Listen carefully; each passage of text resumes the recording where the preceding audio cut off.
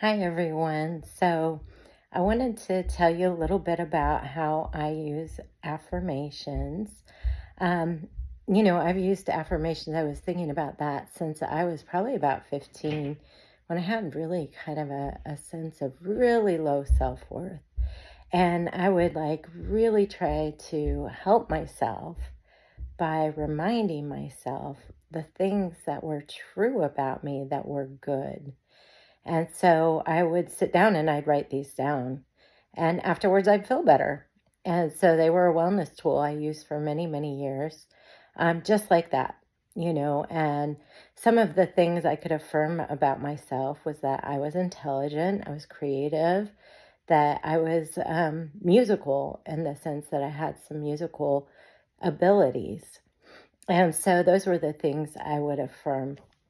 I affirmed other things as kind of my life evolves. Like I'd affirm that I had people who cared about me, and I would name the people who cared about me. So it always started with my grandma, with like my grandma loves me. So those were things that I did earlier in my life. As I kind of got older and I was working to change certain things about me that weren't so helpful, I guess is a good way to put it, I started to be very intentional when I'd hear a good idea of kind of incorporating it into my wellness practice or um, reminding myself of things as part of my wellness practice. So one of them that I do is kind of remind myself of kind of things, I'm saying kind of a million times, I need a nutter. But one thing that I remind myself about is my limitations. Like I can't go out and be president and make all the laws so that the world works the way I want it to. And so to get meaning out of life, I really look at what's around me, and I think I've told you about it, and what I can do to make the world a better place. And so I use little quotes. And then my friend is kind of artistic. She does a lot of crafting kinds of things. So she helps me see beauty in a lot of things. And one thing she does is she sees beauty in quotes, right? She likes quotes. And then she finds quotes that are presented with a lot of beauty. So you might have heard of Louise Hay. She makes really beautiful backgrounds for some affirmation quote kinds of things. Some of them I agree with, some of them I'm like, too general. But this is one that reminds me I don't have to be, high up and a leader of other people except for myself. And this one says, and maybe you could see the pretty. I'm going to try to hold it so you can see it. It's the small acts change the world. And this one resonated with me and does during those times where I just feel like I'm not doing enough to make changes in the world by advocacy or something like that. I just remember who I am as I go through my day as a bunch of small acts. And that does change things, or at least in my world or close to me. Some people don't like those quotes because they're like, oh, that's an overgeneralization.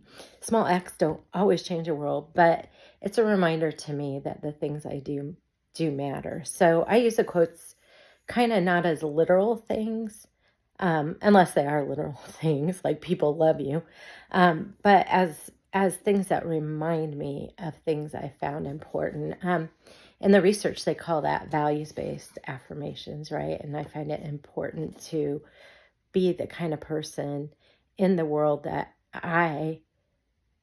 helps people feel safe, comfortable, and so forth. And my hope is that by doing that, others will too.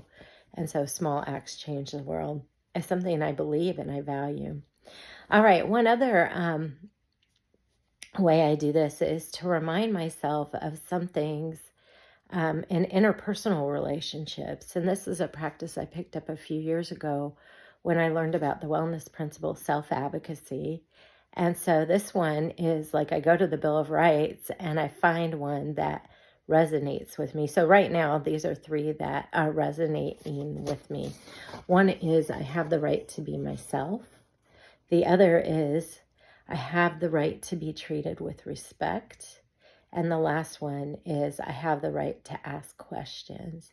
And those remind me of things I do have the right to do that I do many times that sometimes people don't treat me with a lot of respect for. And I should expect that. And I should work to support myself to make that happen, or stop being around those people who don't respect me, right? Because sometimes we can't change other people. And one other thing I like about the assertive bills of rights is I can read that as other people have the right to be themselves, which reminds me that if somebody's annoying me, that they have a right to do what they're doing, even if I don't like it. And that doesn't mean they're a bad person, because they have the right to be who they are. And they have the right to make those choices. I don't have the right to tell them how to behave, right?